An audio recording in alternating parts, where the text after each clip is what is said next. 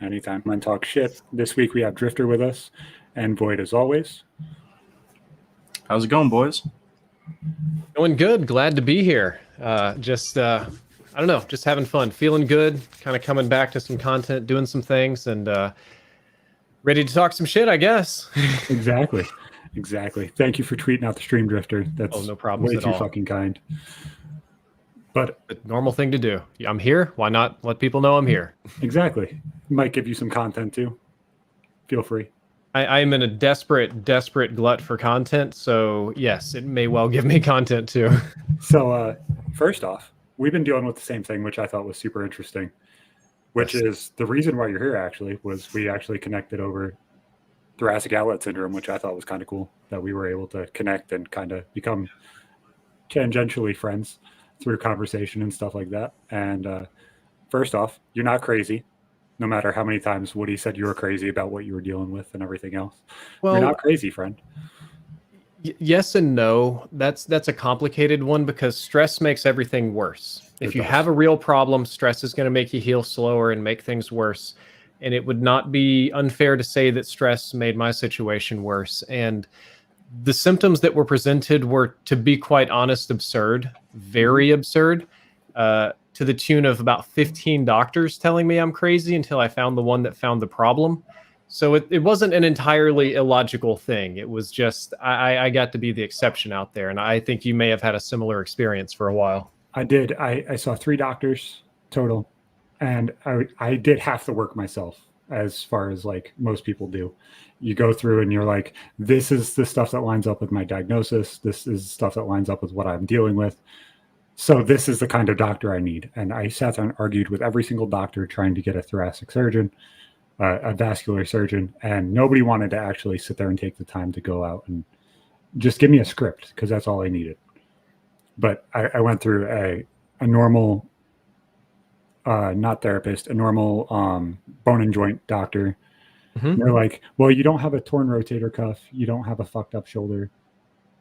So we're going to move you to a spine specialist because that's the only thing that we can do.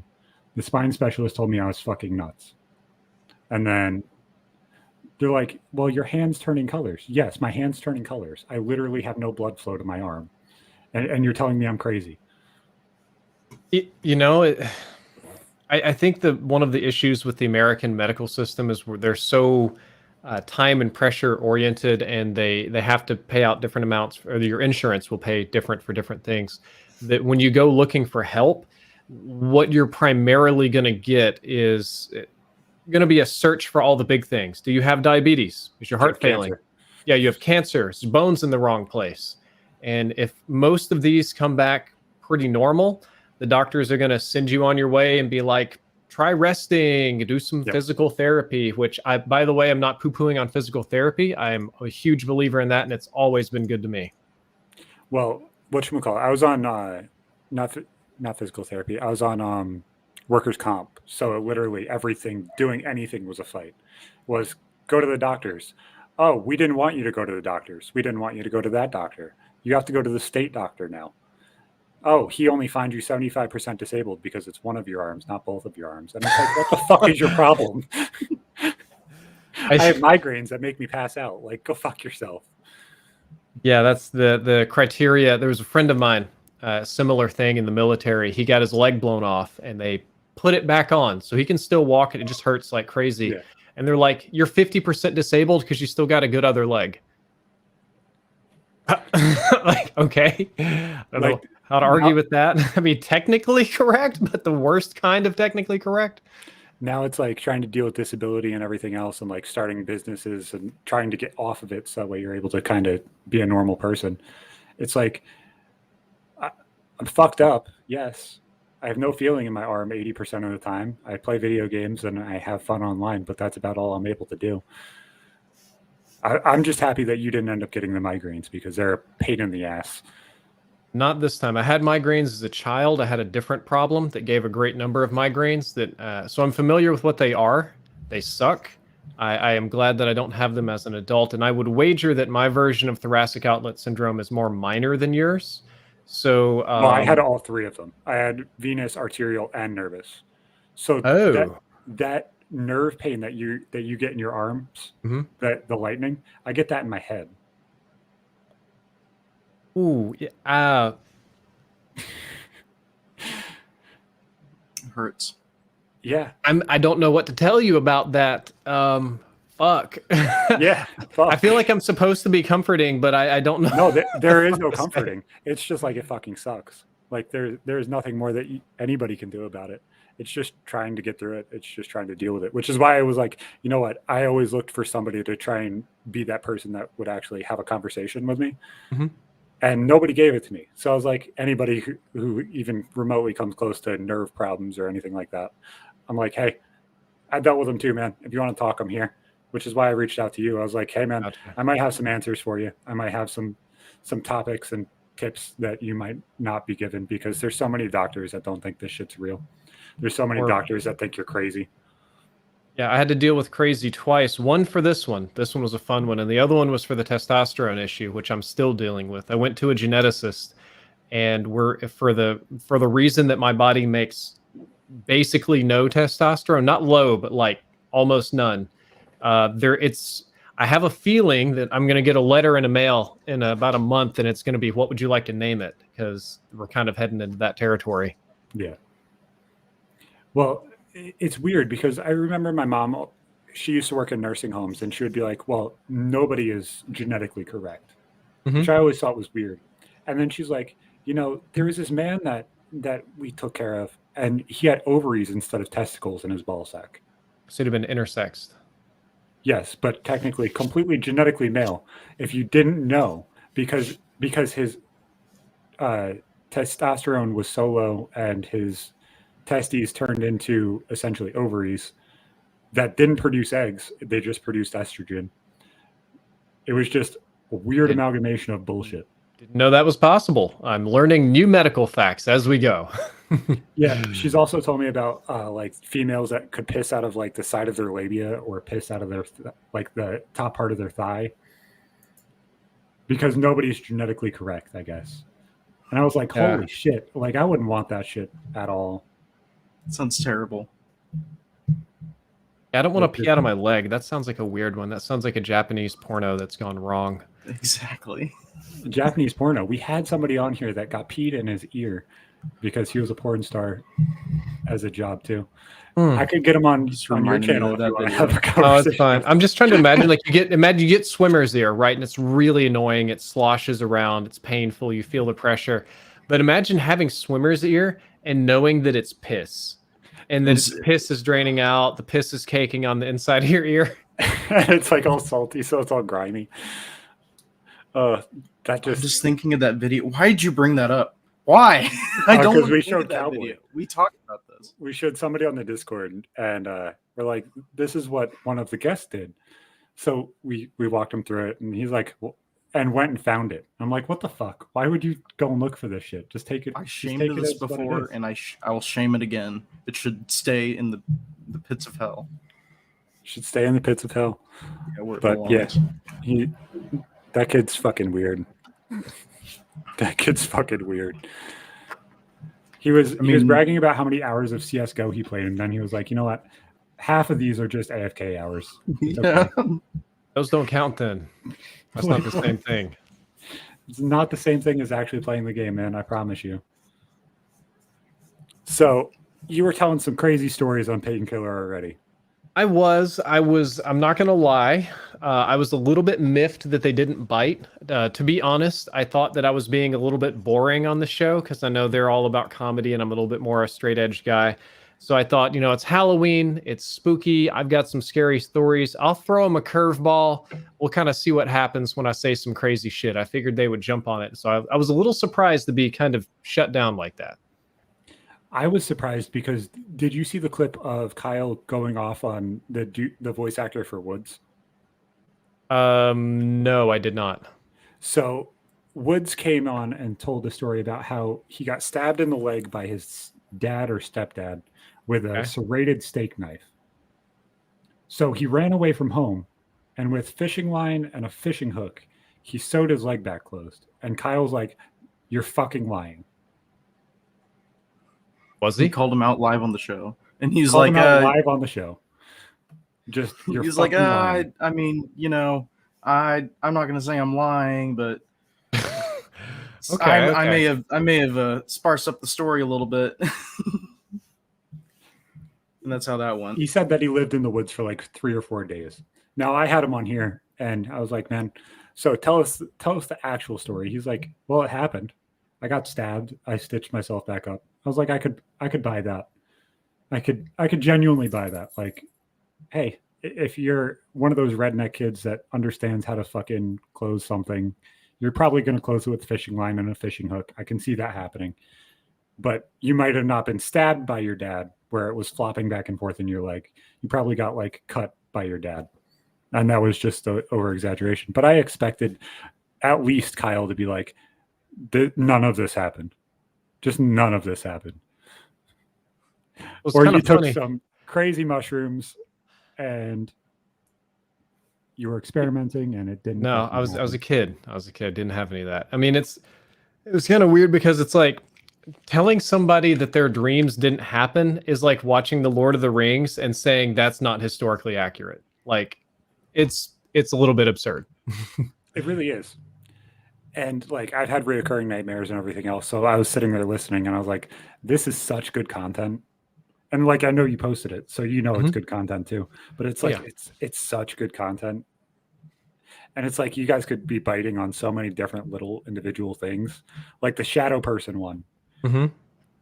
Like I had a Are you talking medium about on the shadow or the regular shadow people that are always bumming around? the shadow people that are always bumming around. Gotcha. Yeah, those guys. They just poof when the light shows up, they're gone. So whatchamacallit, I had a medium on. And Myth just said, you're great on the show. You shouldn't worry. Okay, well, thank you. But he's like he's sitting there explaining how he sees people everywhere, and dead people and real people kind of mix, and it's kind of like just a hodgepodge of everything. And I was like, so have you ever seen a Soulnado? He's like, no, what's a Soulnado? I was like, well, then you've never played Mortal Kombat. Oh God. I was like, well, Soulnado is like souls that are spiraling into the afterlife, and that's where they go. And if you hit a Soulnado, you die. That's where your soul's taken. And I was like, so I sent him a picture. He's like, yep, that's exactly what it looks like. That's exactly what it looks like. Maybe bullshitting you a little bit, but who knows? You don't have his eyes. We just wanted to say something crazy. I couldn't imagine a soul NATO though. Like imagine soul NATOs are a supernaturally occurring phenomenon. You're sitting in your house right now and you don't know it. A soul NATO is coming down the street just Big yoinking green fucking souls out of tornado with people. skulls. Yeah. I'm just in going like Tornado this. Alley. Like it's coming. So you got to deal with a different one. But like you could just be sitting there. If it's all spiritual, you wouldn't know. You would just be sitting there.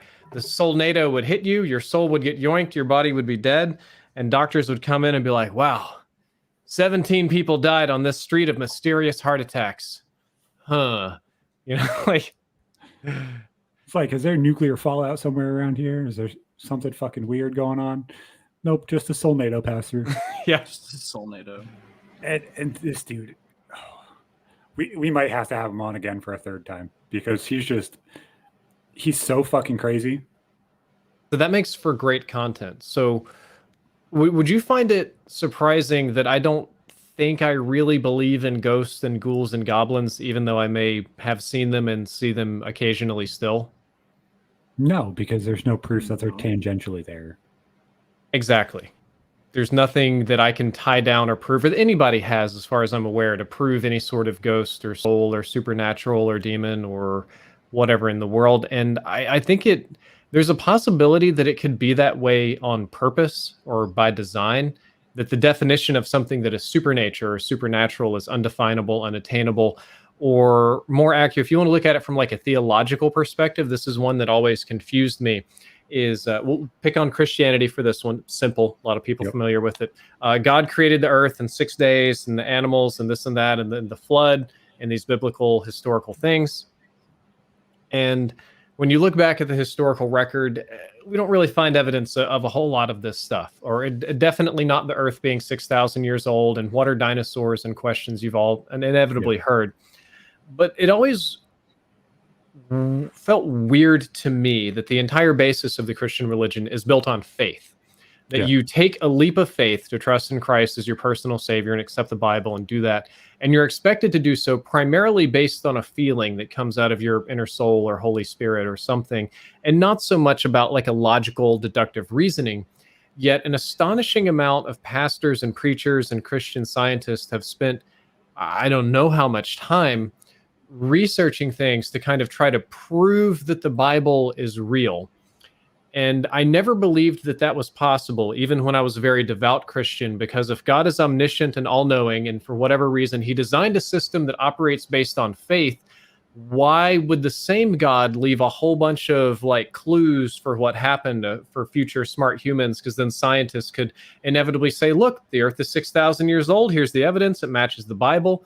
And at that point, it's no longer a matter of faith. You're not taking a leap of faith to accept Christ. You're just like, well, I mean, it's what the fossil record shows, you know, right? Like that's just the logical thing.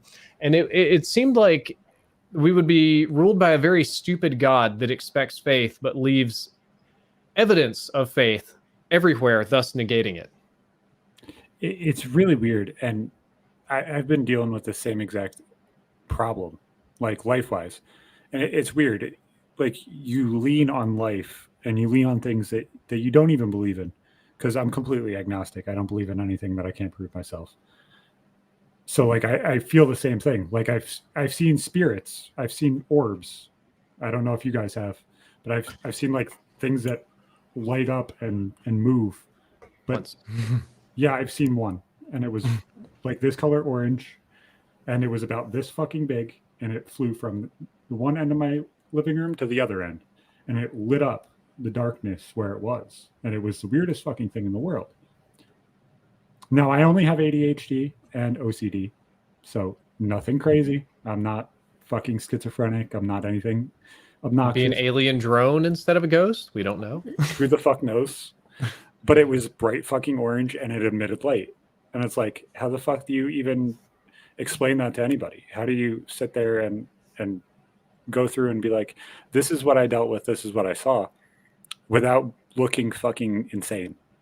Well, that's the paradox of it, is that if you're in good mental health, and I assume that you both are, and you see something very unreasonable, and you try to explain this unreasonable thing to another person, they will assume that you are unreasonable, that there is something wrong with your mental health, that this is impossible.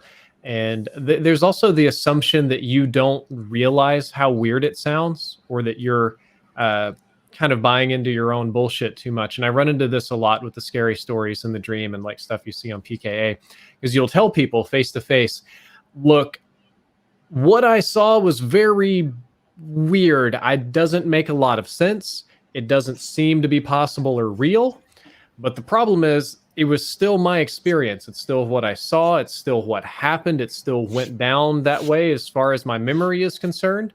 So when I think back to that time, it can't be anything else. I can't just change my mind about it at a later date. Even if you come to the self-realization, maybe you were seeing things, maybe you were drunk that night, maybe your brain dropped a little bit of DMT for no reason, that doesn't change the nature of your experience, no matter what. And that's actually sometimes even scarier, is in the immediacy of the situation, you are still cognizant that you are seeing something that should be impossible.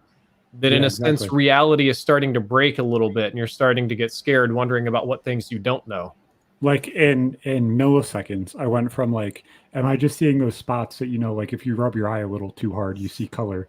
I was like, no, I didn't touch my eyes in like the past hour. I'm on the phone with this medium dude, and I'm like, dude, this is what I just saw. It was like, there's no answer. There's just none. And this dude's obviously going to be somewhat illogical in this minefield. That is. Hey there, Diesel Frost. I see you. But it's just weird. It's weird seeing things that you're like, this makes no sense. And obviously, you talked about like seeing like flying orbs, and I was thinking, like, have I ever seen anything crazy like that? Or like, not crazy. I don't know. That makes it. You're good. I don't know. But no, it's not crazy. Let's be real. It's pretty goddamn crazy. Yeah. Okay. Seeing an orb. I was thinking, like, have I ever seen anything like that? And I think I saw like something like a UFO, but I know that sounds crazy, and I like Drifter said, I can admit it sounds fucking crazy, but I don't know exactly what I saw. But I know I saw it, but it was I don't know. So like I was driving down the highway, like driving home from my ex's, and like as I'm driving down like this like 12 miles highway, I just see this thing flying like in the sky, and I'm just like, oh, okay, that's just like I don't know, I'm seeing a plane or something. And I kept driving, and I'm like, it's not moving though. Like I'm just like, okay, so this must be moving somehow tangentially to like the same speed. I don't know, somehow its height and from where my car is and how fast it's moving and how fast my car is moving. It's just I'm not going to see the difference in speed. Mm-hmm. But I'm like, okay, but it's still in the same spot, and I'm like, I'm actually getting closer to it, and I'm keep getting closer, and I'm like, how the fuck am I getting closer to this? And I'm like, it's still in the same spot. And I'm now like instead of 12 miles, I'm like 5 miles away. And then I'm like, I gotta take pictures or something. And so like whenever I get literally like a mile away from it, and it's still in the same spot in the sky, and I'm pulling off the highway because like it's close, like above my house, is where it is. And they were coming to plug you, Void. I guess so. They were trying to beat me there. And whenever I have like these shaky photos on my phone of it, and as I took pictures of it, it then started like moving faster and faster, and then it just like zipped away. And I was just like, okay, it's gone. Okay, I'm just gonna move on with my day. And I called my ex, and I was like, this crazy shit just happened to me. I'm not saying it's real, but I'm just saying it happened, and I had to tell someone. If the weed I smoked was good, I don't know if this was extremely tired before I was regularly smoking weed. Dude, never in my life have I smoked weed that made me see UFOs.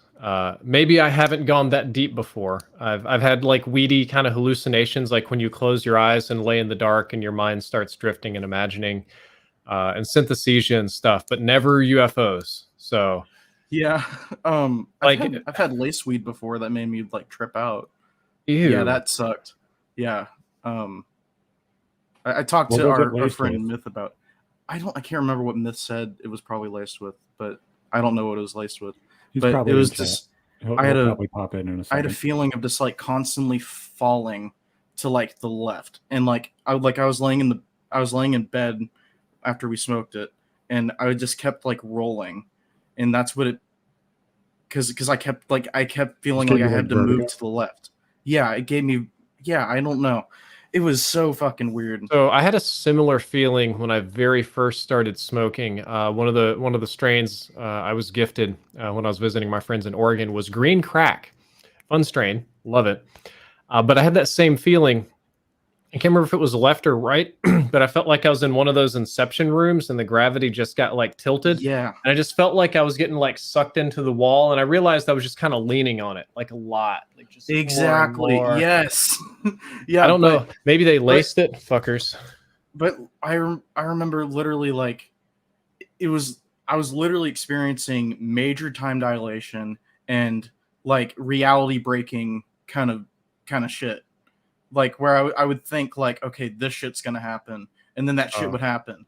Like, all right, all of a sudden my ex is gonna just walk in the room, and then she'd walk in the room, and I'm like, all right, she's gonna say this thing exactly, and she'd say that thing exactly, and I'd be so out of my mind. So it was really weird. I believe that what you're saying happened up here. Yeah. What may have been happening is that you were so high, the conscious and subconscious were a little bit separate, or the processing was a little slow, or your short-term memory is doing weird things. So like your girl will come in, and then you remember thinking about that, and you're like, oh shit, it's the future I'm seeing. I'm like very vividly seeing it. Mm-hmm. Have you ever done that? I'm not trying to shit on your experience. I'm just trying to think like your brain could be. No, I'm trying to like also process like what exactly actually happened here.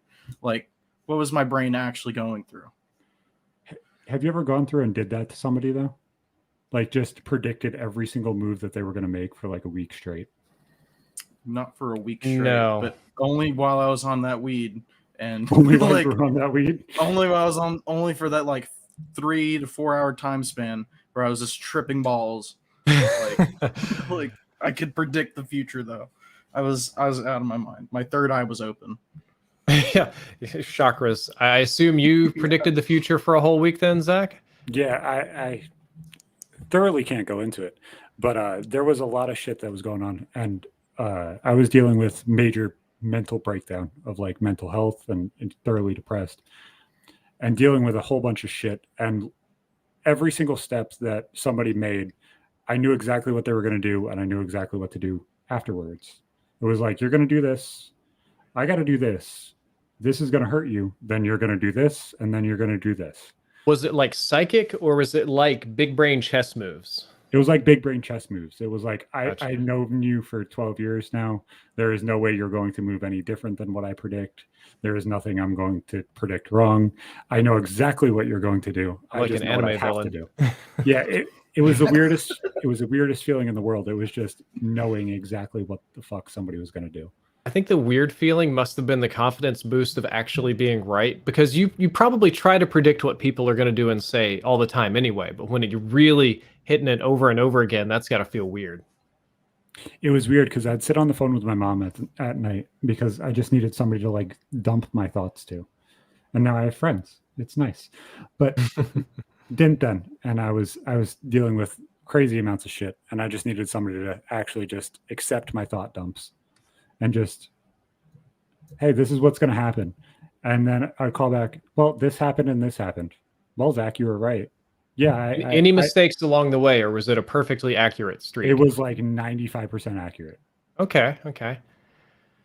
That's like impressive. A cell phone creepy. breaking was the most inaccurate part about it. Okay. I've had something like that happen where like it was with my cell phone breaking. Actually, wait, this broke my cell phone. This is the reason I got my cell phone. It was because I remember thinking I was setting my phone down before I got in the shower. I was setting it down on the counter, and I was like, this is probably not a smart spot to put it, because if someone calls me, it's going to vibrate and fall off and it's going to break. And then I was just like, fuck it, that's not going to happen. And then as I was in the shower, I heard my phone ring, and then like 2 seconds later, I hear it fall on the floor. I'm like, fuck. I called that. You had a vision and you ignored it. I ignored my An angel came down to tap you and was like, hey, bro, your phone's about to get busted. Don't put it there. Yeah, I guess so. Fuck. I've only ever had one psychic moment. It was a very stupid one. Y'all old enough to have played Xbox Live back in like early 2000s? Yeah. Okay. So do you remember Unreal Championship 2, the game? I remember watching it on ESPN and G4 and stuff like that. There's a little mechanic in that game where you can reflect bullets back at people. There's like a reflect button, and it's got a little cooldown, and it was accurate for like a frame or two.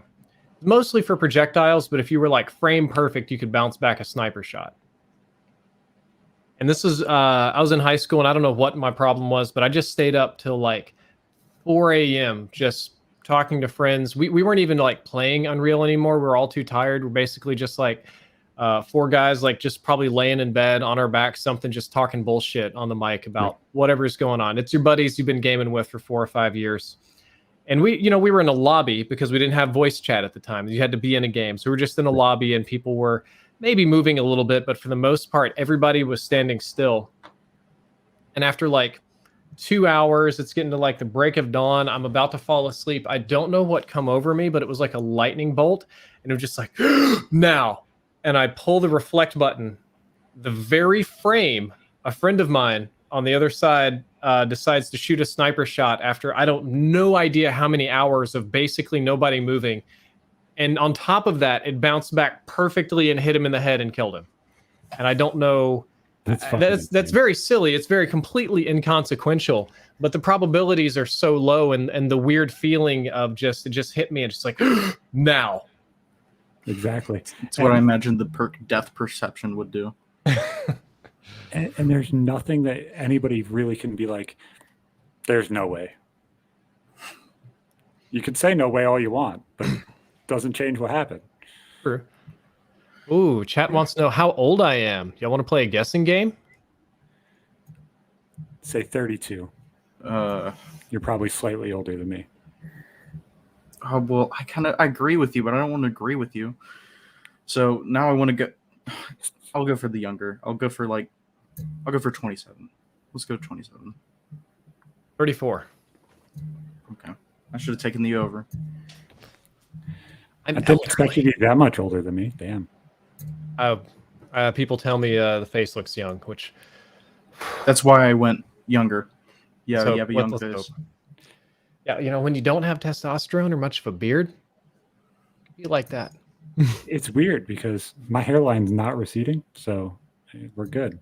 Dude, hang in there. I'm getting these like little things on the side. They've just started. Yeah, just a little bit. I'm 27, but Can't relate. Don't worry. Once you turn 33, your penis falls off. You'll get used to it. Exactly. I don't know what the hell I would do if I didn't have a dick. I'd be I don't know. All the things people told me about aging was like wrong. They told me that as you get older, you're going to get fatter, you're going to get weaker, you're going to want to have sex less, you're going to become more conservative over time. And it's been exactly the opposite for me. Every step of the way, all my weird health shit just sent me to the shadow realm. I was 33 years old. I was in the best shape of my life. Literally the strongest I'd ever been, lowest weight, very busy, you could say, in other areas, and increasingly becoming a left-wing cuckolding enthusiast and moving away from the Trump train. Like, just everything they told me was just going the other way. So, yeah, I don't think I'm going to get fat. I don't think so. I don't know. That little metabolism switch can just click, and everything you eat, you gain. My dad was 7 foot tall. And he's skinny like me. So I would assume more than likely, although my mom is a rather large individual, I don't think that that's going to bite me in the ass. I think you got his genes. I love what you've got going on in the chat here. New York Gaming 32. Drifter, you look like the type of guy I hit on a lot. Really hoping that you're just a drop dead, gorgeous, beautiful woman and not another guy. Because flattered, no doubt, but not my cup of tea. Yeah, he's hilarious. He hits on everybody. He thinks it's funny to make people feel uncomfortable. Buy pan or just does it for shits and giggles? Honestly, if you want my honest opinion, I have no fucking idea. Answer the goddamn question in the chat. New York 32, NY Gaming 32. I gotta know. Kind of like a friend of mine I game with. One of the things he'll do is like he'll go piss in the men's room, and if there's another guy, he'll like stand next to him and look down and be like, "Bro, you've got a nice dick." He does it just, I don't know what the fuck his problem is, but he does it just to like. He doesn't do it to everyone, like no matter what, even if they don't have a nice dick. Yeah, just about. I think it's just like you get the confidence boost. Huh? Do you guys observe that normal rule of like if there's two urinals and one dude's standing at one, do you go to the one that's next to them or do you just go into the stall? I don't know. Wait, actually. So hold up. You're saying there's one urinal left, shoulder to shoulder with other guys. Yeah. Or do you go to the urinal or do you go to the stall? I will look at that and I'll decide to be respectful and I'll go to the stall. And since it's the men's room, I'll peek in. It'll probably be covered in shit and piss all over the floor. And it'll be like, nope, guess I'm going back to the urinal. Yeah, and by that time, that guy's left. Yeah. Thankfully, guys are done in like 30 seconds or less usually. Yeah. It makes you wonder how many women are just playing with themselves in there. They take so fucking long for no fucking reason. No, they have reasons. They have different anatomy, more folds to clean, more things going on. I will ask seconds though, turns to a minute. You've got me on so many fun topics. But I'm gonna ask, how many have either of you used the women's restroom? No. I have. That is a little bit of a funny story. I did it at PAX, so there was. I don't even know how many women in the room, in the restroom, and probably even a few waiting outside. I got hit by super bad diarrhea, like 9/11 in my pants going on, just terrible. You go to the men's room and it's like 100 dudes deep. The line's like around the corner. I kind of cut the line and barge in, and everything in there just smells like shit. And there's like people standing in front of every stall, and it's boiling. It's not gonna wait. It's like a now or never. So I just I just run as fast as I can to the women's restroom. And I realize as I'm leaving, this is how men get arrested. This is how you go to jail. This is how you get fucked. So I decided to, because normally a man's in pain, you're going to hold it together and look pretty normal. I decided, no. We're going to do the opposite. And I hunched over and I just made the biggest, most ridiculous show and like bust in the women's room. And I'm like, I'm sorry. It's not going to wait. You should see the line at the men's room. I'm sorry. And I was like fake tears because you can make yourself cry. I'm like crying and I like find a stall, do my thing. And I'm like screaming the whole time, oh God, deliver me from this torment. And the point was, I was definitely going to get fucked up by security or go to jail unless every woman in that restroom realized I was desperate.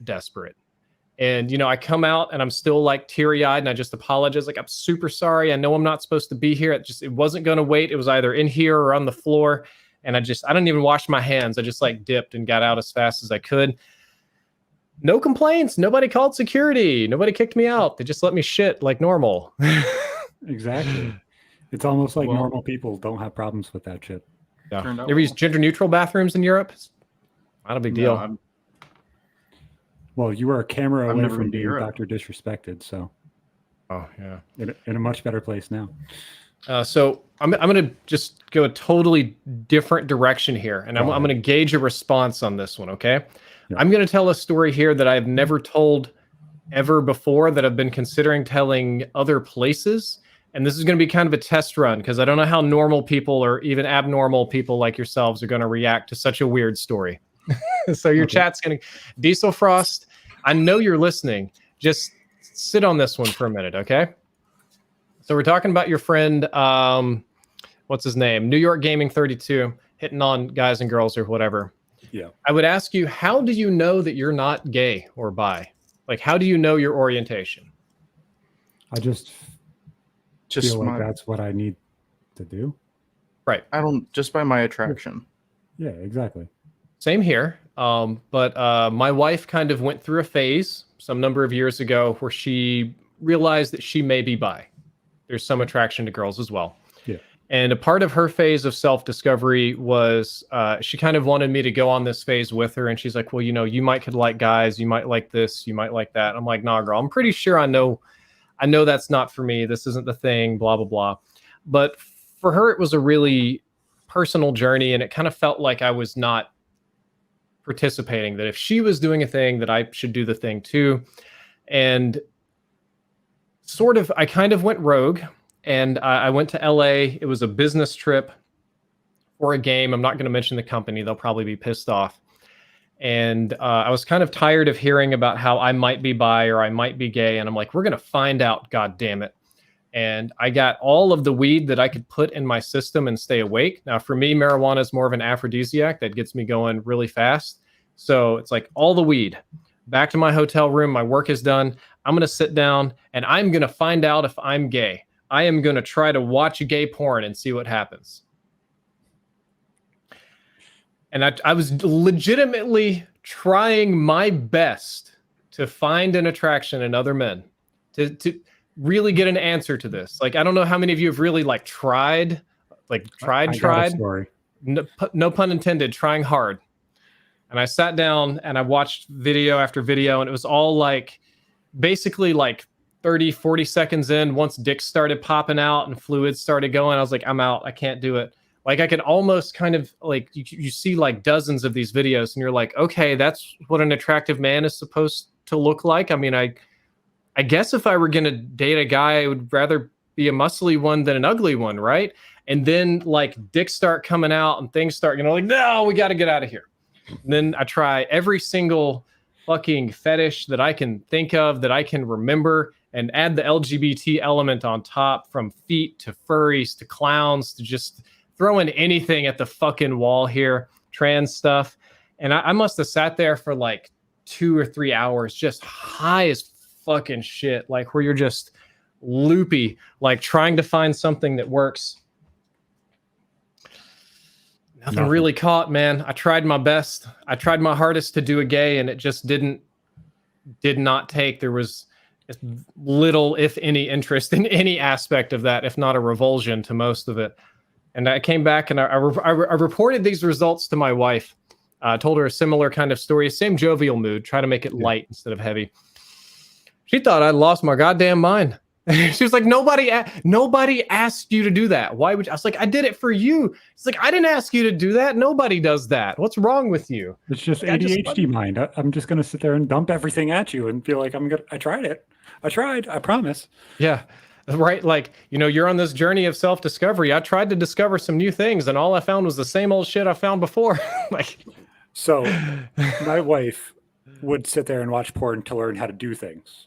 Okay. So that way it was entertaining for me to enjoy it and stuff like that, whether it's visuals or stuff like that. She would learn from porn.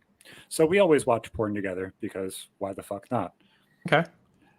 So she one time thought it was funny to try and put on gay porn, and it turned on, and within 5 seconds I just started dying laughing.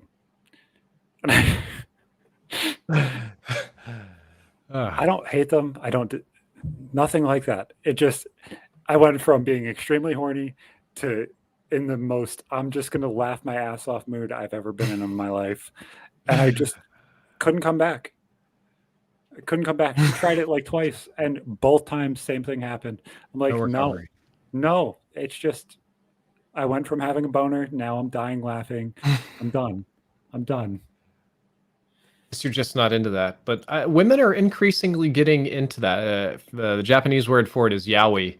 It's kind of like, like men watch a lot. I think the primary consumer of lesbian porn is going to be straight men. There's a similar kind of thing happening where I don't want to use the word girls. There's very wrong connotations there. Much younger women of a new internet generation that have had access to unlimited things are very much so enjoying man-on-man stories in the same way that men enjoy women-on-women stories. Well, I think it's as taboo as it was for us to like women on women when we were younger compared to now where that is the main taboo. If you know what it... Wait, hold up. You're going to have to run this one by me again. Okay, so the original taboo when we were all growing up, even Void, who's younger than us, was women on women. Women on women is taboo. Everybody loves it, but nobody really thinks that it's okay. Like everybody was kind of like afraid and squicked by it, but that's some real hypocritical shit, everybody loves it, but that's unethical, or Nancy Reagan's going to give you a lecture. Yeah. And then now it's kind of like the male version of that is now becoming not accepted, but kind of looked at in the same taboo kind of way of now females want that, which masculine males don't want that. I would say the majority really don't. Whereas a lot of females actually experience those things and males don't. Yeah. I'm confused. Elaborate? The majority of females will experience kissing a girl, playing around with a girl, and actually experience those things where a lot of men don't experience kissing a guy or playing with a guy. I will take your word for it. I'm familiar. I'm not an expert on the numbers of how that goes. I've heard a lot of different things, but I will just take your word for it. Percentages actually are. But you're going to find them wildly varying from study to study. Nobody wants to be honest. That's probably why. Yeah, that's a big one too. But what's weird, I mean, I've seen studies all over the place. We're going down a weird path here. You know that for most of recorded history that male on male relationships were considered normal, if not preferable over male on female. Like if you look at Greek and Roman history. Yep. Mm-hmm. Yeah, it's very different to see how Christianity and other Abrahamic religions and social pressures have changed a lot of that. Like the Greeks were not good people. They considered women for breeding for the most part. Yeah. Passion was for men. That's a weird one. Or my favorite, do you know what the punishment for infidelity is? In Roman law, if let's say Void here sleeps, you're both in ancient Rome, and Void here sleeps with your wife and you catch him right there in the act. That's illegal in Roman law. You go before the judge. What's the sentence going to be? Death. No, you probably cut a dick off. In order to give you back your masculinity, Void will be legally obligated to suck your dick. I think it might be Greek, but it could be Roman law. If you catch a man sleeping with your wife, a judge can sentence him to have to suck your dick, to take the role of the woman and be the passive and like give it back, so to speak. Which seems so honestly like perfect. We need that now. We need that in the future, right? Yeah. Like, come on, All right, just bring suck it his back. dick. No, please. Yeah. Just kill me. Fucking hell, man. And you know it would be revenge. Like, you know, the other guy would come in like 4 days unwashed, all like horrid. It'd be like, chop, chop, Void, get to it. I'm lactose intolerant, so you know for damn sure I've eaten like 3 gallons, 4 gallons of ice cream. I've been sick for the past 3 days. I'm all cleaned out now. Oh God. You know, it's one of those nights. Stop using me in the hypothetical. I think I'm gonna start using you in every hypothetical. Fuck. Period. All right, cool. Hey, Diesel my Cross place. says it was Roman law. Okay, I can't imagine Greeks were terribly different, but Roman law. well, Milo Yiannopoulos, he was on Okay. PKA once. Where's my drugs before we talk about him? No, it's actually very similar to what you were just talking about. And then we'll go into some ads. Okay. But, he was telling Kyle about how when males look for a friend, they look for a guy very similar to them that's able to be a masculine man. And when you partner with somebody, you either look for a marital spouse that's either very female, as in big tits, big ass, the female characteristics, or you look for a very masculine female who's more of your friend, more of a man. And it's weird because you can actually look at people when you walk in down the aisle of Walmart and you're like, I would rather hang out with her more than likely. I wouldn't want to hang out with her. It's weird because you can actually tier people in that same exact way. And knowing that there's laws and rules about it in Roman and Greek history, it kind of just falls into that whole, wow, shit really doesn't change. It's just kind of all the same. Not that much. I mean, I don't think that the nature of human beings or our evolution or anatomy has changed very much in the last couple thousand years. So it's not surprising that the same desires and matchings more or less go on. Yeah, and it's not really surprising that there were males that were with males then and just had females on the side that to breed and that kind of stuff. Now it's kind of interesting to see what the world's kind of changed to, but it really hasn't changed very much. So let's go into some ads, boys. All right, ads time. Many men struggle in the bedroom due to mental health, physical problems, and the want to perform better. With the new medicine due to this fucking pandemic, you now get medicines like tadalafil and sildenafil sent straight to your door without anyone knowing what it is. They take the time to ask you what your problems are, so that way they know it's safe for you to take. And the best part of it is your first month is free. Use the link down in the description and the chat to get your first month free and join us at Real Men Talk Shit and be veiny with us and take Blue Chew. Robin Hood. I love it. Be veiny with us. Be veiny with us, boys. Come on, you got to get those vasodilators. Robin Hood. You know, everyone from Woody to your grandpa is trading crypto and stocks on Robinhood. Join Robinhood using the link to get free stocks you can sell as your down payment to the moon. You get a chance to get a stock worth $1 to $500. Come join us on Real Men Talk Shit and millions of others using Robinhood as their crypto trading application. And Osiris Shoes. You like flashy, bright colored shoes? So do I. Looking for those high tops that match the hat you just bought? Check out Osiris Shoes. They have some of the best designs I've seen and great everyday wear sneakers as well. So check out the links below and in the comments and in the chat to make sure your shoes are as bangable as you are on Blue Chew. And we don't have an ad read for it, but also check out Moonwalker. They decided to sponsor the podcast as well. Use code RealMenTalkShit if you guys want any Delta 8 kind of stuff as well. Unless you're in Texas, then you go to jail. Yeah. Sort of. They're literally still selling it despite the ban. I don't think they just don't give a fuck yet. I think it was frozen, is what I heard. Is that rule was frozen? It's not being enforced. I talked to some store owners, and they said that typically when these laws change, they'll get like a notice that for something like this, the police aren't going to come bust down your store. They usually tell them to just sell your entire stock quickly, preferably, and just don't restock it.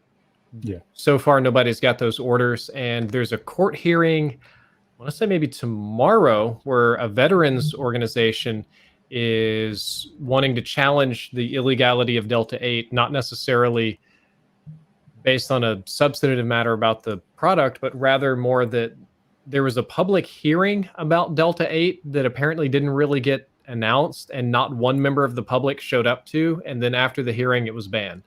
So the veterans organization, which is much of vets that need it for pain relief, is like, well, how public could have been if literally not one person showed up? Exactly. It wasn't televised or recorded either. That makes it seem like it never even sound very public. My understanding is that it did happen, but it just wasn't announced, and they were just in. Nobody showed up. Perfect. Meeting adjourned. Now it's banned. Yep. But old It's crazy. Texas. The nice thing about Moonwalker is if you have questionable legality of your state, they have a map and tell you which states you're allowed to buy it in and what places you're not. I love the marketing here. Yeah, I'm over the age of 21. I love all this spacey stuff. Sorry, I love drugs, so you're gonna have to when you're typing. Say that again. You're muting yourself when you're typing, which is kind of odd. I don't know if it's like a hotkey or you're hitting your wire or something. Hold up, I'm gonna do that again. That's a little bit weird. So I'm gonna go typity type. Nope, Type. Okay. Maybe you're just hitting your wire or something. You know what? My whole computer has invisible gremlins that like to haunt me from shadow dimensions. So. Well, that's not the first shadow dimension you've been attacked from. So. Yeah. No, I live in a world of technical problems, and I don't believe this, but as a joke, I've just been saying it's gremlins. Who knows? What are they doing on my motherboard? Dancing, having a party? It can be gremlins too. Exactly. So, I wanted to talk about Vanguard with you. Mm-hmm. So, what are you thinking? We have to sell Void on if you should buy it or not. Yeah, I need you to sell me. You sold me actually to get. Your video specifically sold me to get. Cold War. Yeah, Cold War. So okay. So sell me. Hopefully you enjoyed it. I just try to review games honestly. I enjoyed it enough. Okay. That's the important part. You get your $60 out of it. Yeah, exactly. Vanguard, the shortest possible version is that it's a lot better than the beta, primarily because they cranked up the move speed a little bit. It's still fast. Like that. Yeah, and they made the maps, basically all the beta maps sucked, and all the actual maps are, not all, but a lot of them are better. And right now, Vanguard is playing like, it feels like a sequel to Modern Warfare 2019, but with a World War II kind of skin on top of it. It feels like kind of like, remember the last couple of weeks of Modern Warfare 2019, after all the patches, right before Warzone drops and all this stuff? That's kind of how Vanguard feels now, but World War II themed. There's some goofier stuff. There's some problems. There's a bayonet and there's attack dogs and whatever. But it's not only the same engine and some of the same assets, but a lot of the same kind of gameplay.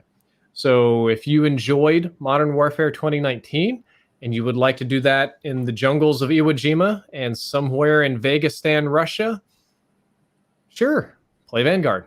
If you don't want Call of Duty, if you don't want Modern Warfare, if you want to come in and have a totally radical new FPS experience that's going to blow your dick off, probably better look somewhere else.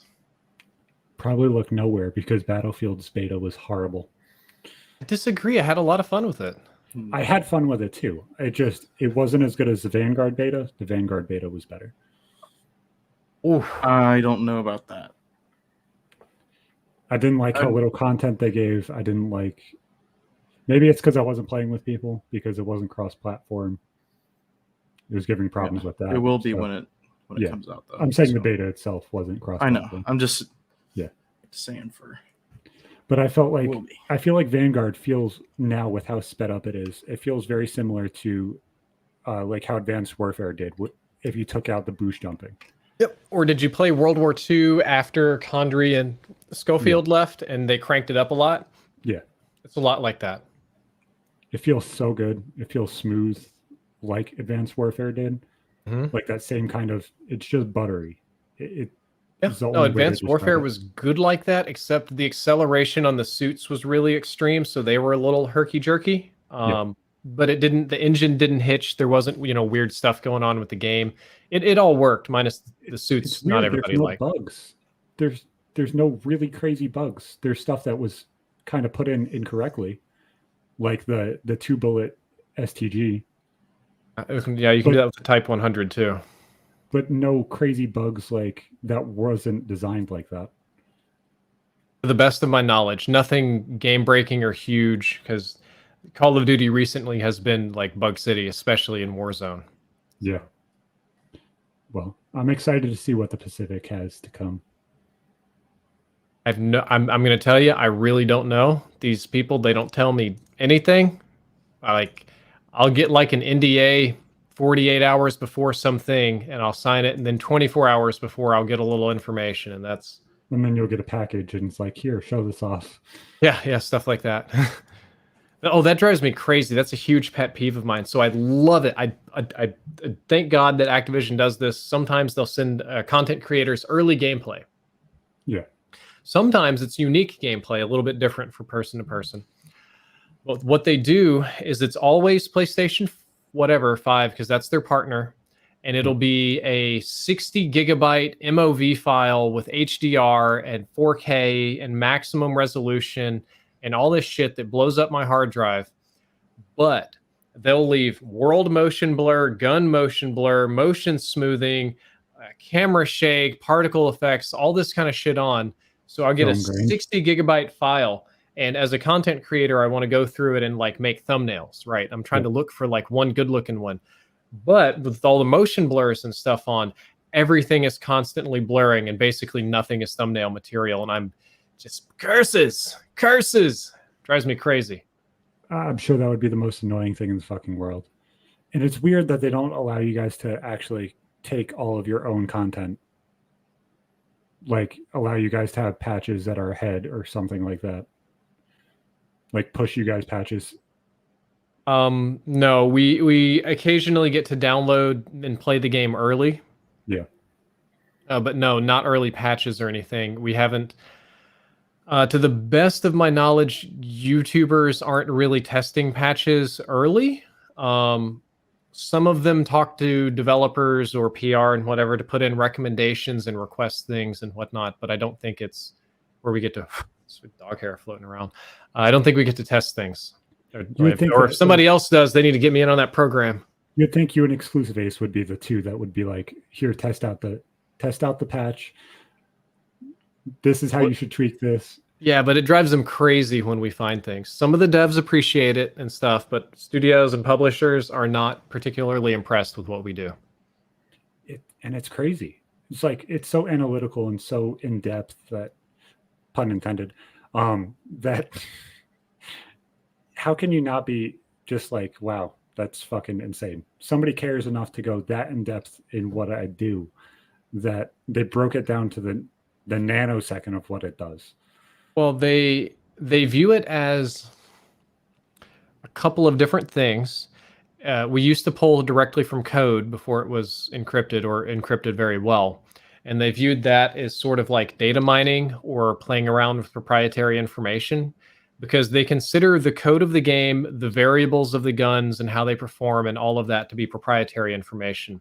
And when you're demystifying it, even for the purposes of education, like making a channel, a gaming channel, it's still considered like spreading proprietary information and things that they didn't necessarily want to make public.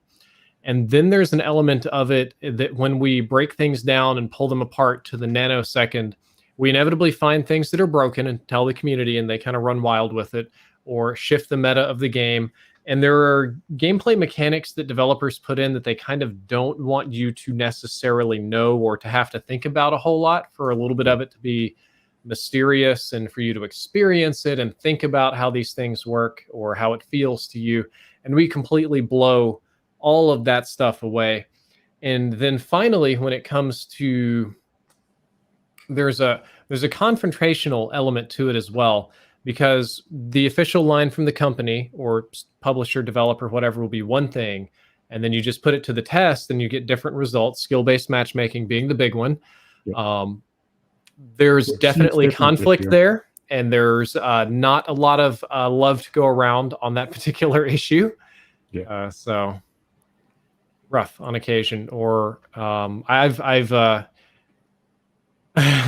I've been sometimes chastised before because I would like basically talk shit about patch notes and be like, this is wrong, that's wrong, you know. It's weird. Skill-based matchmaking feels different this game. I haven't played it enough to have a good feel for it. I'm not doing these stupid tests again. We had like 20 pages of data. I think Diesel Frost actually helped me do data entry for that. I'm sure. I'm sure going through each individual server and everything else was a pain in the balls. And then seeing, oh, this is what I get matched up when I get on this server. The big pain in the balls is that I tried really hard to demystify skill-based matchmaking earlier on, and I didn't find data that I was comfortable with, at least. Yeah. Found some interesting trends. I think the one that really fucked me up is I found one where it was like this weird bell curve where like skill went up like perfectly. You would match up to a point, and then about halfway, you'd actually start getting easier lobbies once you got better. And at the time, I took that because I was like fresh out of engineering school, and I was like, well, it doesn't really fit any curve or polynomial, and the R-square value is all bad. But I didn't think about the real world element. What was happening is that once you hit a certain level of goodness, it just couldn't put you anywhere, so just throw you in kind of randomly, so it would go back down. But anyway, I tried really hard to figure this out, and I couldn't figure it out. My data, at least by my opinion, didn't show skill-based matchmaking or whatever a couple of years in a row, and I very adamantly was anti-community on this one because the community was hardcore. It's real. I feel it. I know it. It does this. It doesn't do that. And 1,000 different little conspiracies about various things that are still ongoing. So it kind of became community enemy number one. And then I did a bigger study with Exclusive Ace and JGod and I think Sour as well. And we kind of did the same thing, and the data wasn't showing anything very impressive. And then Exclusive Ace had an idea to analyze it a little bit differently.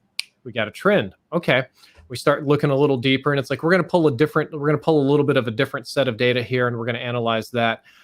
Found another trend. Okay. Now we're learning things. So when we put the full video out and the full report, after 4 years, I have now changed my opinion, and I'm like, look, evidence of skill-based matchmaking.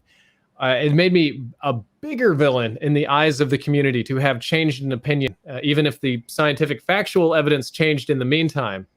Yeah. The fact that I think it was my smugness and self-confidence about it, because it was just literally years of you're getting paid. Activision pays you to say this. You're a shill. Your studies are a fraud. It's a scam and all this kind of stuff. And I was like, well, then you do it.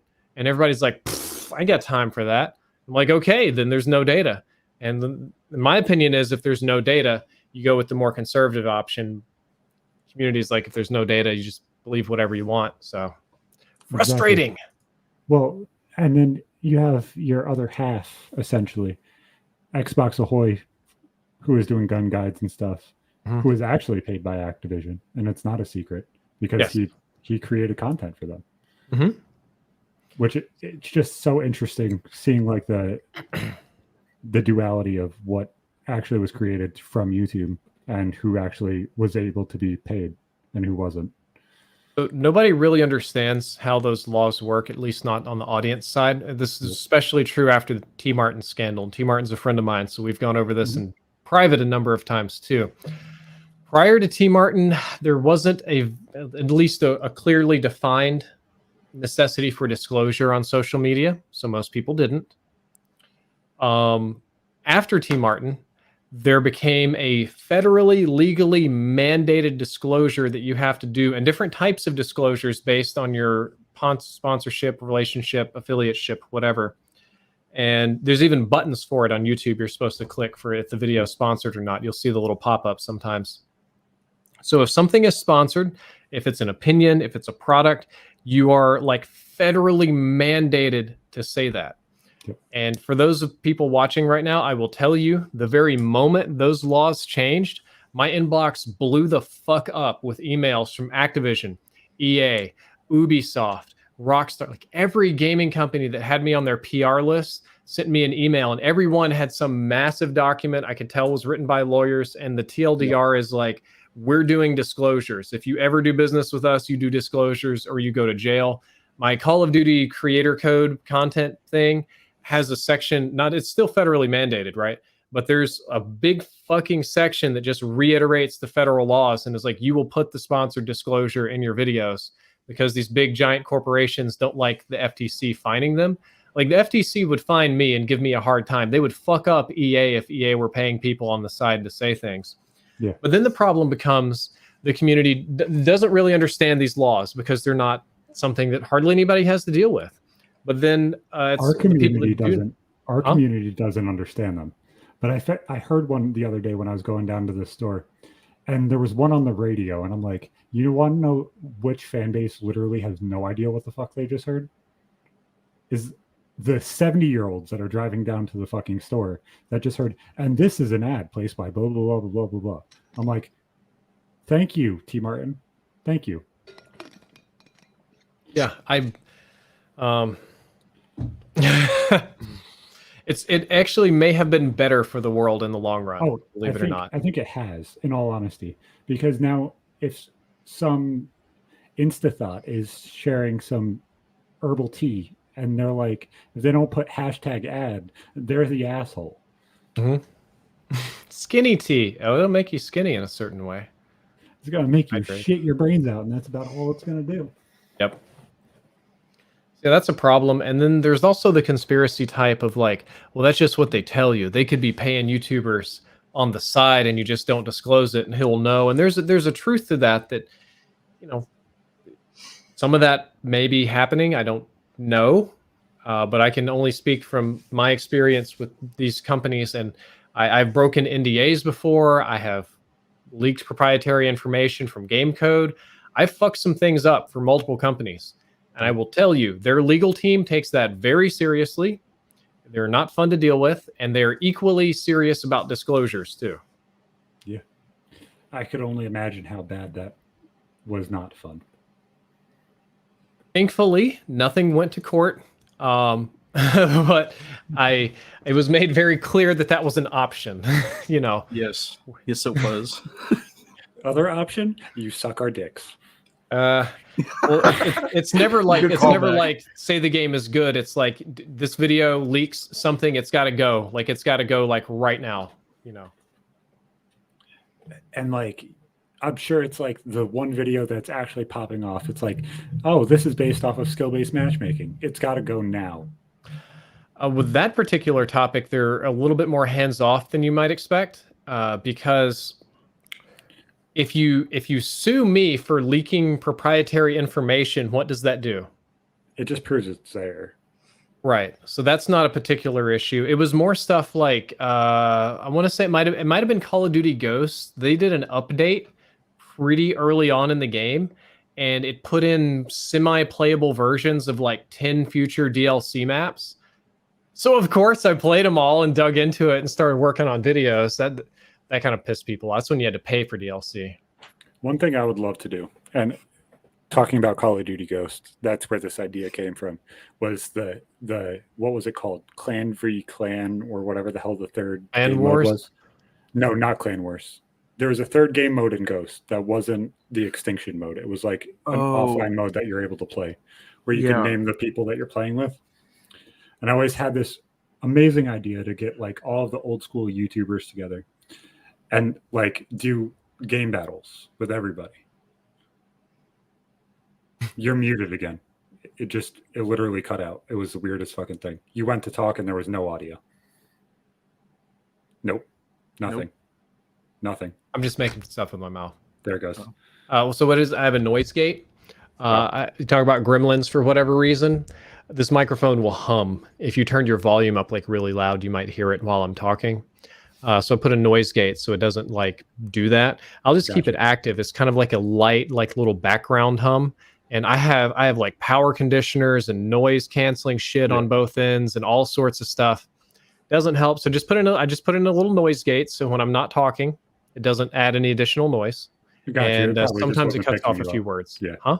I said it probably just wasn't picking you up when you first started talking. I mean, I got it like way far away, so it's not. I hate like when it's up in my face, I can't see shit. So it's like an ADD thing. I just want to play with it. It's weird. I just want my hand on it. You just want to put your hand on this microphone and just touch its head and stuff. Firmly grasp it.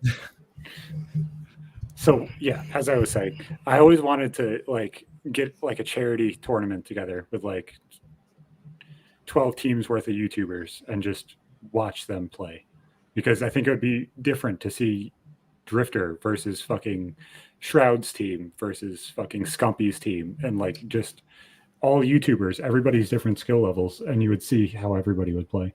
Well, that's kind of what they did back in the day with Call of Community a million years ago. Woody was in on that one. Yeah. And more recently, they will invite almost any content creator to play in the Warzone tournaments now. That's a lot of that's like retired pros, and I would say pro streamers that kind of rack up kills and stuff. But if you're a content creator and you want to get in on that, you can do that. Although the tournament thing is almost like a lifestyle unto itself, so I don't fucks with it too much. It also requires you to sit in game for like 5 hours. Yeah.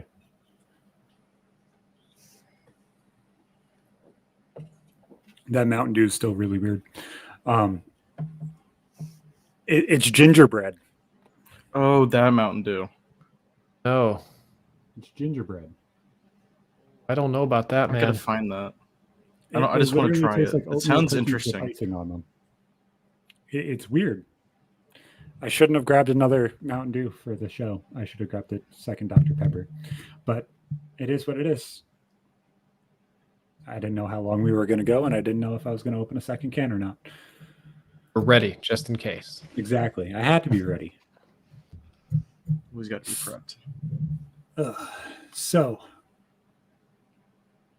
they should try grass soda. That sounds absolutely disgusting. He's talking about grass jelly soda. That's worse than regular grass soda. I've had both. Is that worse than the ranch soda? It's pretty. I think the ranch might be very slightly worse, but they're like next door neighbors. The ranch soda I tried once and it was horrible. I think Diesel Frost is trying to throw me a bone here for a story. I reviewed grass jelly soda, for Twitter, and I found it to be god awful. And I put it on Twitter. It's an Asian drink, and it's one that is actually culturally significant to people in Malaysia, and to a lesser degree Singapore. So they shared on social media there, and I was trending in Malaysia and Singapore briefly, and to a lesser degree in other East Asian countries as the white guy who hates Asian food. And by trending, I mean like, you think there's a lot of people in America? You ought to wait till you're on like Asia Twitter. There are people coming out of the woodworks to say stuff to you. A lot of really mean stuff. Colonizer, this and that. Tastes are bad. Stupid white boy doesn't know this and that. And they'd reply in a Malaysian, but you can translate on Twitter. And I don't know what was wrong with me, but I just started replying with like, I would just translate it and just reply in English. Like some lady was like, I wish I could kill all white people. And I'm like, when you do, just give me a moment of hesitation so I can prepare myself. And she replies with, what the fuck? I mean, it's just going all over the place. Or some lady said I was just a stupid white person that knows nothing about Asian food. And I'm like, okay, here's a picture of me in Singapore eating a traditional like Malaysian dish. Or like, you just don't know anything about the culture. And I'm like, here's my family photo. And I don't know if you guys know, my wife is Singaporean Asian. Chinese. Yeah. So there is a family photo of us where I met her extended family. And it's like 40 Asian people in a little room. I'm a solid head taller than most people. Also sunburned, also with pink hair, because I'm a dumbass. And I was so tall, they made me sit So there's like all these Asian people and all your Asian aunties and grandmas and stuff. And then there's a row of kids. And then there's my big goofy ass sitting there with all the kids all sunburnt with pink hair. And I'm like, this is my family. Is this Asian culture enough for you?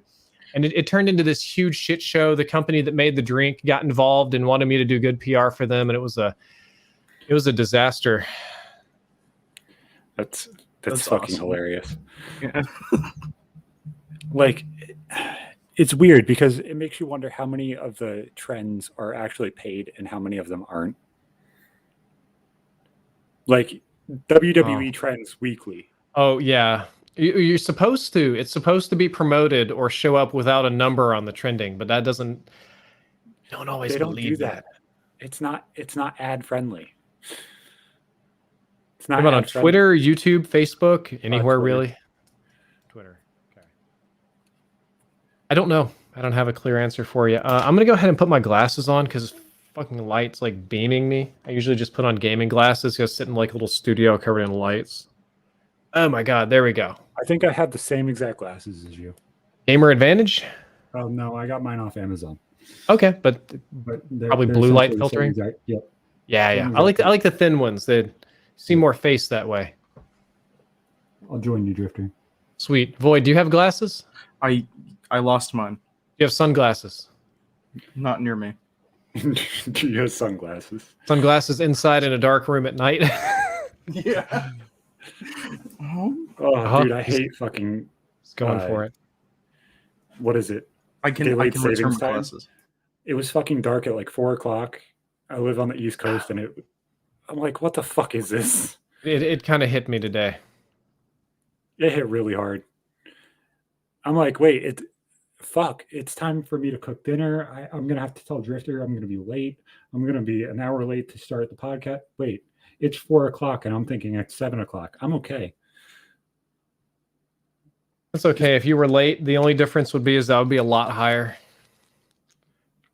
Let me guess, you took them right before the show started? No. No. I'm respectful. I'm about to take it near the end of the show. I'm probably about to take it pretty soon. And then I'm about to put in an order for some pizza or maybe chicken sandwiches. And my night, the rest of my night is going to be a trip to the moon. I'm going to eat some junk food, and I am probably going to watch Blood Machines again on Shudder. Nice. I just got Void started on You, which is on Netflix. It's like Dexter Light. Oh yeah, I saw that popping up today. Yeah, it's a really, really good show. It works with females because it's like a love story. Well, 3 different separate love stories. So there's killing and sex in it. That's good. That's always a bonus for pretty much anything. And it's very, very in depth. Okay. Wasn't it, Void? Very, very in depth. Yes. Yeah, pretty in depth. All right. All right.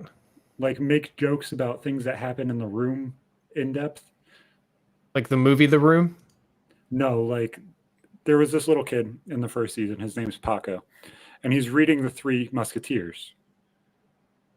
And he makes a joke about The Three Musketeers. And if you're not paying attention to what book the kid's reading, you wouldn't even fucking understand what the hell's going on. There's just no reason. It's trending #1 in all of the United States. I did see it trending. That was like the #1 thing when I looked at it, but it didn't grab me. I recently bought Shudder, so I've been watching a bunch of weird shit. Yeah. Shudder is full of weird shit, and that's about all it is. I know, but I'm a sucker for it. I'm gonna hit you up with. So do either of you guys marijuana? Oh yeah. Oh, they got tons. Zach? I'm not. I want to try Delta 8, I'm right here. but Sponsored by a company. Get a sample. Yeah, exactly. I need help. It's fun. All right. Well, Void, I'm gonna put one here in the private chat. I don't think this is a trailer you can show on Twitch. Not very much of it. There may be some nip nops there. Ooh. I will go ahead and I don't think if you can put that in the chat if you think it's appropriate, but basically this is one of the weird things on Shudder that I absolutely love. It's kind of like an hour-long music video, and it slaps pretty goddamn hard. I just wish there were more seasons. Sick. Oh, you talked about this. Yeah, it's super fun. 18 plus. Very 18 plus. I 18 don't. equals 18 plus. There you go. I posted I it had in a the big chat. kick out of that. So I will absolutely get stoned and just watch shit like that for until I'm asleep, and This that's looks sick. how I sleep. I guess that does. This sounds like an irresponsible adult, but Zach, as you know well, when you're in pain all day, every day, being able to fall asleep pain-free, even if you're in pain when you wake up again, it's like a blessing.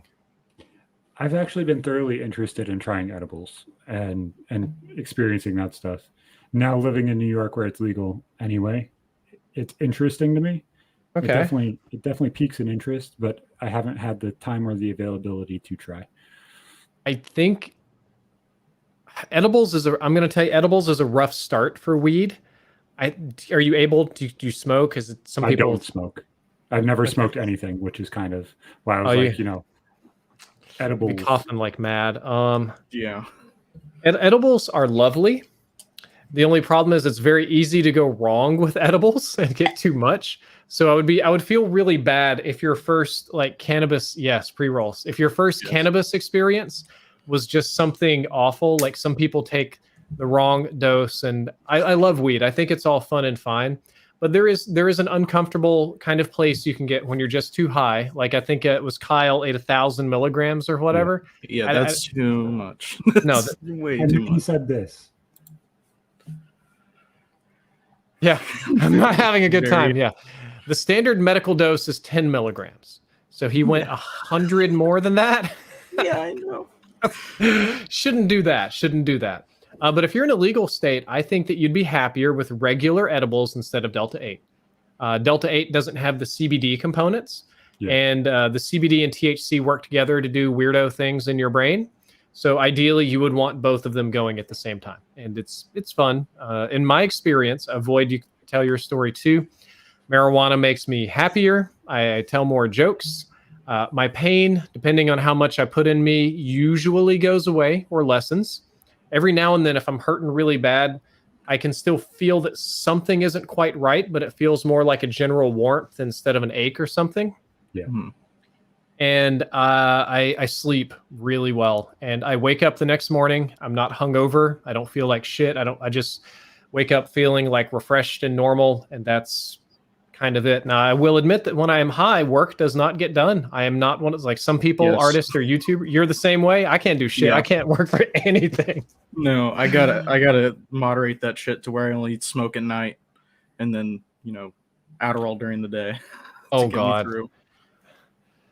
Oh man, Adderall's It's a dangerous prescribed. one. It's Okay. Yeah, diagnosed. we're both prescribed and We're good. diagnosed. Okay, that's better. I hate when people just like I'm gonna eat 5 Addies. Just, No. I take my dosage, and if I need to, then I talk to my doctor about upping it. Okay. Yeah. In the chat, Diesel Frost says, "What is this pain-free bullshit you speak of?" Okay, Diesel, I know you're in pain.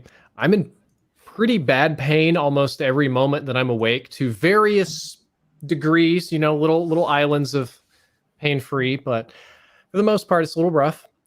Marijuana usually gets rid of the pain or lessens it a lot.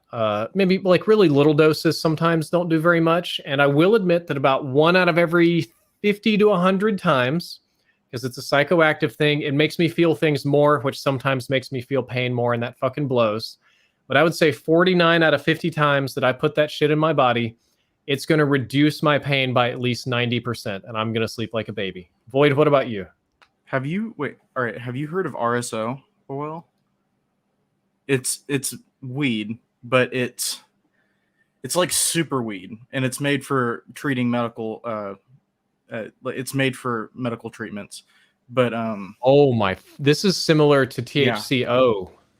yeah, but this is I saw this recently in a dispensary, like legal and like professional RSO, and this shit though was crazy. It's 500 milligrams in like injectable syringes. Oh yeah, That's when I went to ridiculous. Oregon, one of my friends, so my Oregon friends are colorful people, interesting lifestyles. One of them works at a dispensary and they get freebies. They showed me this syringe type thing and it was an oil. I know what you're talking about now. Yeah, And they're RSO. like, they were telling me like, yeah, you can have fun and you can do this. And they're like, got this whole bag of like freebies that they've had. And then I get to that and they're like, yeah, you just better be careful with that one. We did that one once and there were consequences. It's weed mixed with like it's like cured in wood grain alcohol.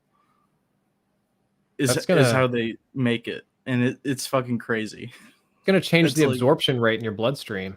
Yeah. So Yeah. since both of you guys are so well versed in weed, I'm going to tell a story about why I've never tried weed. Who I want to and never hear. tried drugs. So originally, I was in a small city that was very shitty. Literally, my best friend's brother was convicted of murder. They were my next door neighbors. I had like 6 or 7 child molesters that were circled around my house. The roof of my house caved in after I left it. That's how bad and shitty this center of town is. And my mom felt like I was going down the wrong path. So she looked at me, she said, Zach, I know you're probably being offered weed and stuff like that, but I need to tell you, our family is allergic. Like, okay. Like, what are you talking about, Mom? No reason for you to lie to me. What are you talking about? She's like, Zach, last time I tried weed, I had a very, very bad anxiety attack, and it caused me to like hallucinate. It caused me to hyperventilate. It made it so that way I couldn't breathe, and I couldn't really get past it. And it's happened every time I smoked weed before. I said, okay. So next time my cousin comes over, she's like, Kayla, you smoke weed, right? Do you have this reaction? And she's like, yeah, I have that reaction 3/4 of the time. Super heavy anxiety attacks, super heavy dilation of time, super psychoactive, I assume. It's weird because I've never heard that story from anybody else or anything close to that other than people saying sativas and stuff are like anxiety ridden.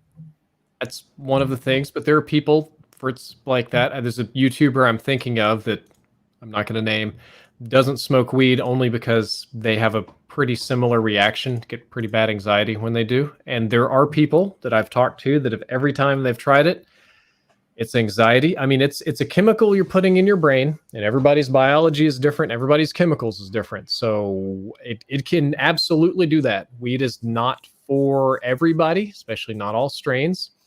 And also people have different uptakes. For example, there's a friend of mine here. He recently started smoking Delta 8.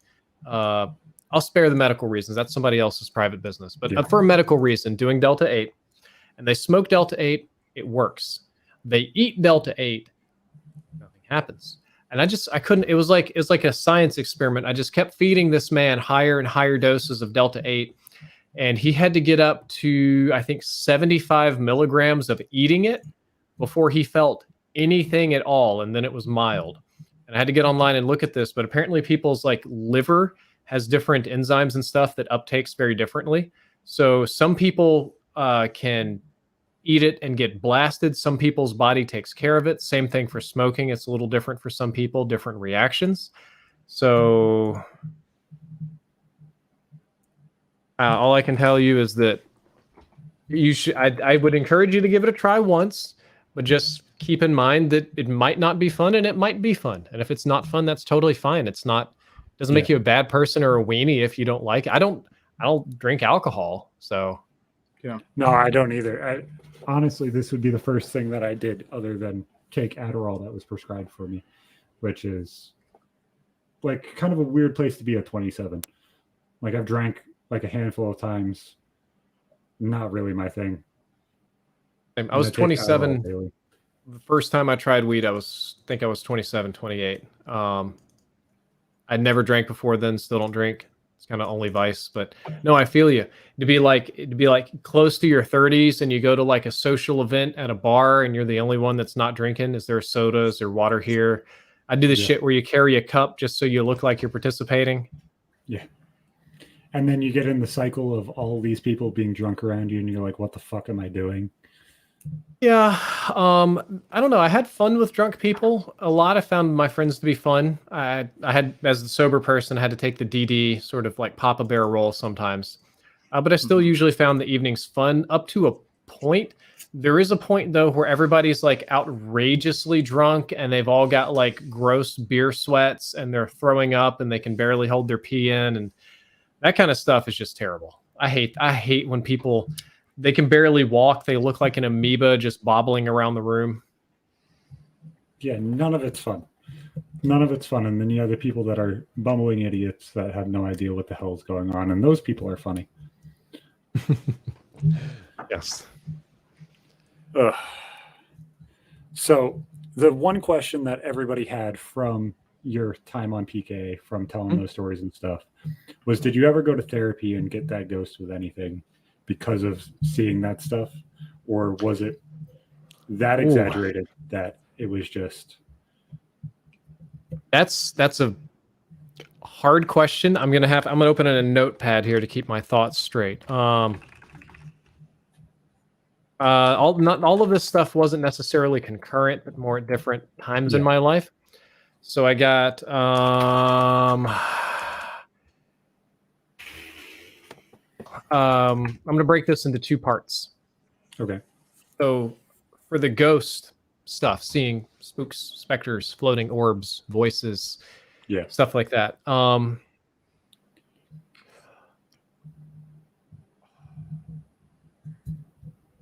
My parents were divorced, so my father and grandparents were of the opinion that this is a phase. He'll grow out of it.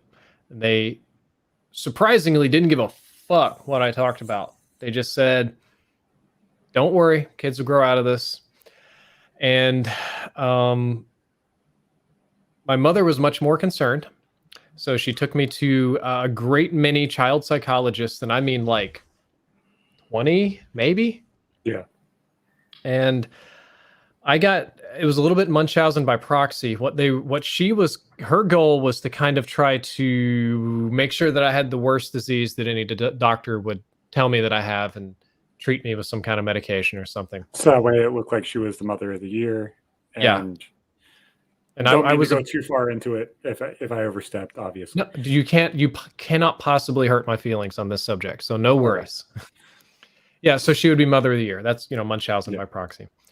And I was a very problematic child, to say the least. I had other than seeing things, I had a lot of behavioral difficulties that I don't want to get into here. But if I had continued on that path and grown up into being that as an adult, I certainly would be in prison. Yep. But I was also extremely intelligent as a child. So I would go sit down and talk to a child psychologist, and I would usually tell them some really unreasonable shit about what I was seeing and what I was thinking. And I would be not ahead. I wasn't that smart as a kid, but I was cognizant of what they were writing. And when I said a word, that they would write it or highlight it, and kind of what was like, I knew the drill. I knew how psychology worked to some degree. And we talk about that. And that would be really off-putting when this process started when I was very young, like 7 years old.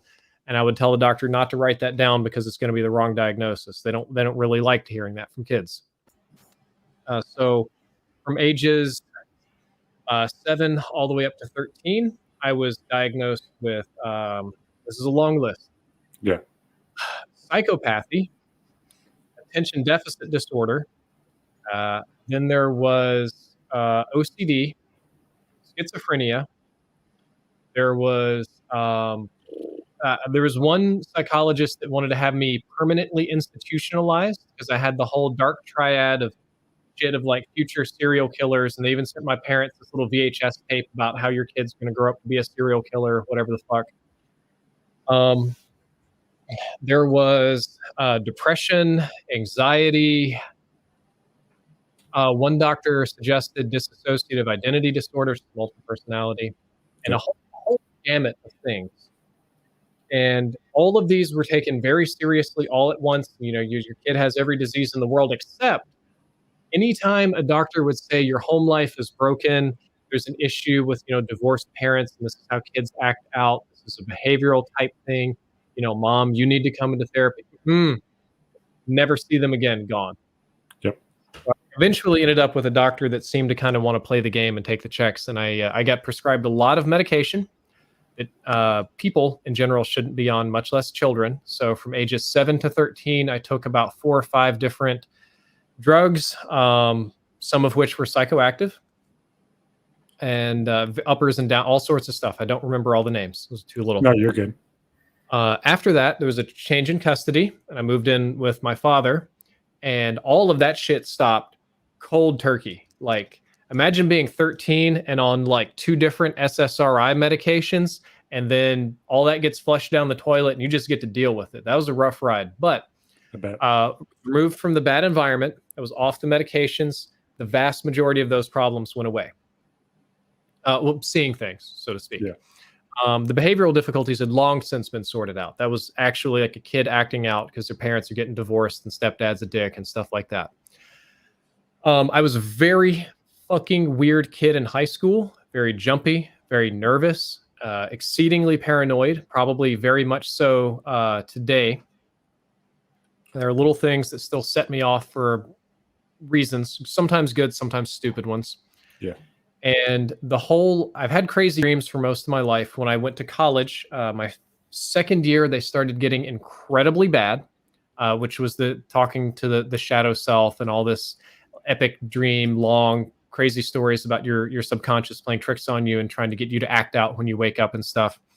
And since I was in college, I went to go see the free college therapist, because almost every large university is going to employ a number of therapists that work for free. It's kind of like, they'll get their degree there and they'll work like 2 years, helping students. And then you're on your way.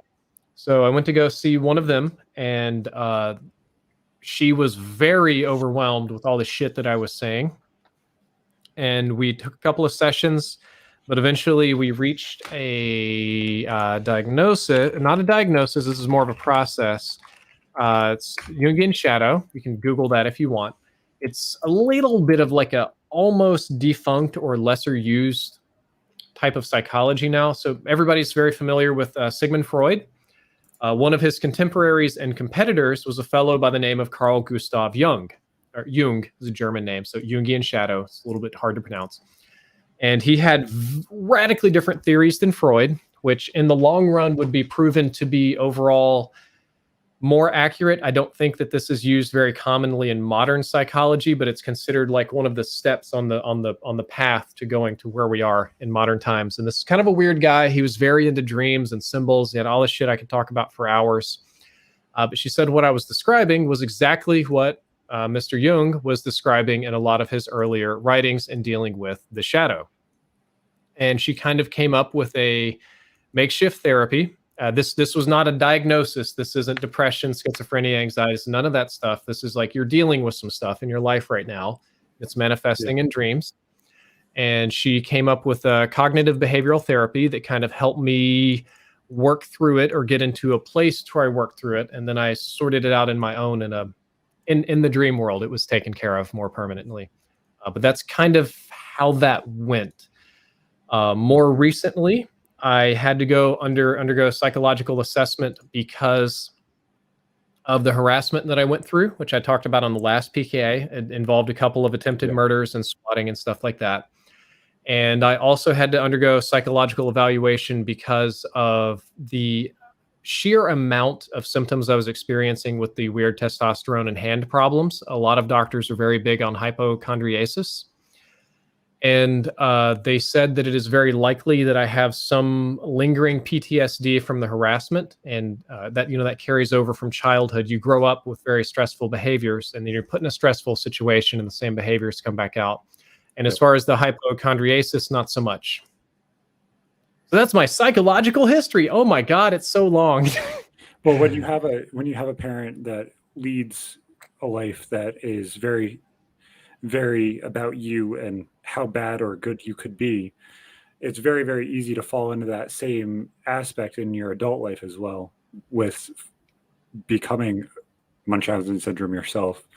And reading so many comments on the fucking subreddit about Drifter needs to take care of himself. Drifter has this, Drifter has that. I'm like, holy shit.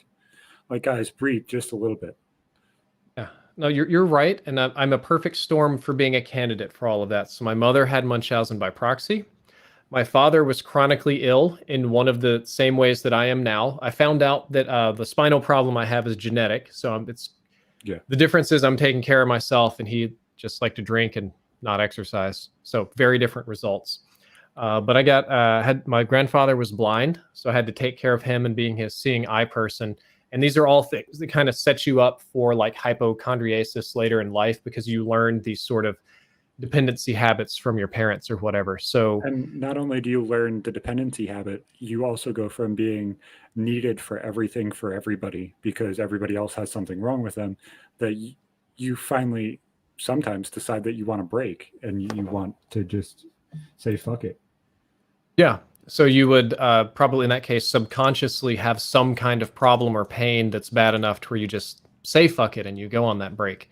And I think that's how a lot of doctors looked at me for a long time. And it's really absolutely not at all an unreasonable assumption. I'm going to say most of the time, given the same background, that would probably be a really safe bet. In my case, it just turned out I had actual problems. Especially because in the grand scheme of things, if you write down, yeah, I've been diagnosed with schizophrenia, I've been diagnosed with this, I've been diagnosed with that.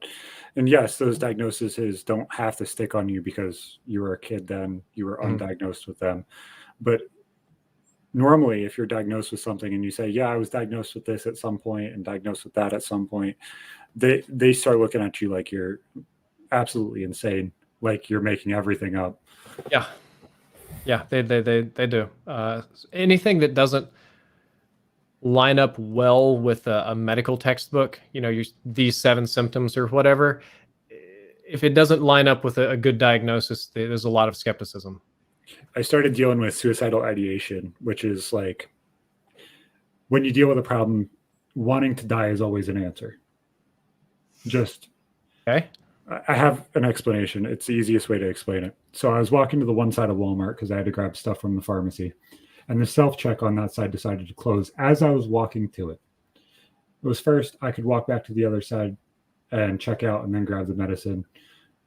I could grab the medicine and go back to the other side, check out, and then walk back out the door I had to walk out. Or I could just die.